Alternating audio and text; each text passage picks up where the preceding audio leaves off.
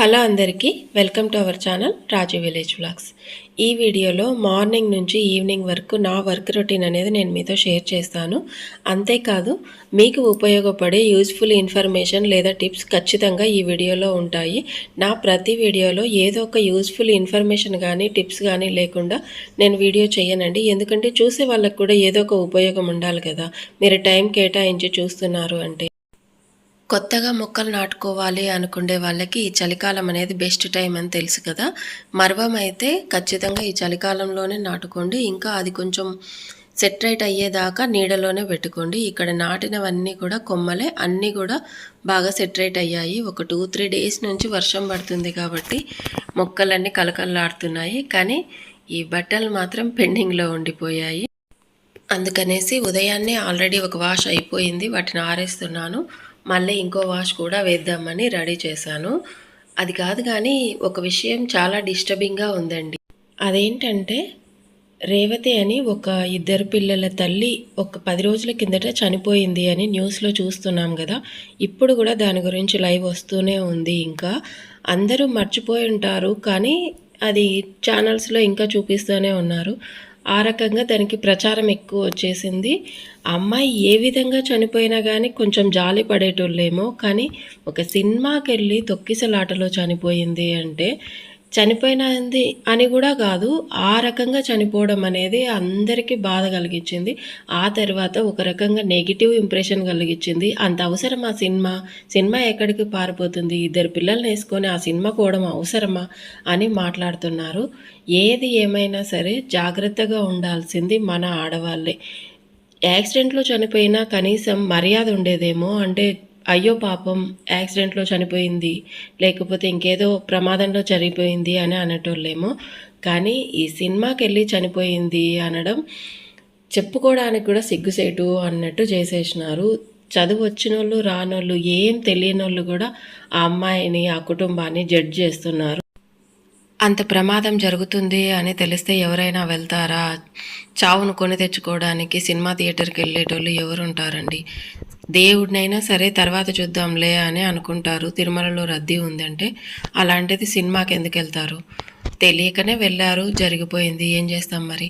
ఇక్కడైతే కరివేపాకు డబ్బాలో అలాగే పెట్టుకున్నట్టయితే చాలా రోజులు ఉంటుంది.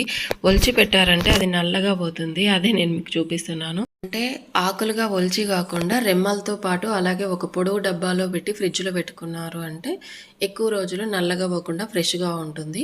ఇంకా ఇక్కడ లంచ్ టైం అయిపోయింది, నేను ఒక కర్రీ చేస్తున్నాను. ఆ రెసిపీ కూడా నేను మీతో షేర్ చేస్తాను.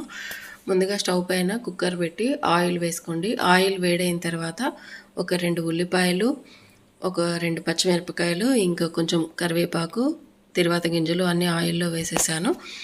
1.5 స్పూను అల్లం వెల్లుల్లి పేస్ట్ వేశాను. ఇది ఏం కర్రీ అంటే మా సైడ్ ఎక్కువగా అనపగింజలు అని దొరుకుతాయండి, వాటితో కర్రీ చేస్తున్నాను. మీరు ఇదే ప్రాసెస్లో అలసంద గింజలు అని దొరుకుతాయి కదా, వాటిని నానబెట్టుకునైనా చేసుకోవచ్చు, లేదా బీన్స్ ఇంకా చిక్కుడు గింజలతో కూడా సేమ్ ప్రాసెస్లో కర్రీ చేసుకోవచ్చు.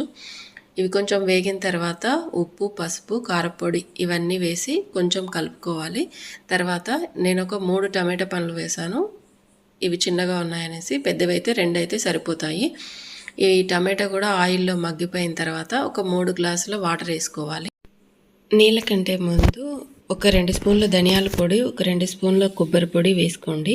ఇంకా వేయించి పొడి చేసి పెట్టుకున్న పల్లీల పొడి కూడా వేసుకున్నారంటే గ్రేవీ అనేది చిక్కగా వస్తుంది, కొంచెం రుచిగా ఉంటుంది.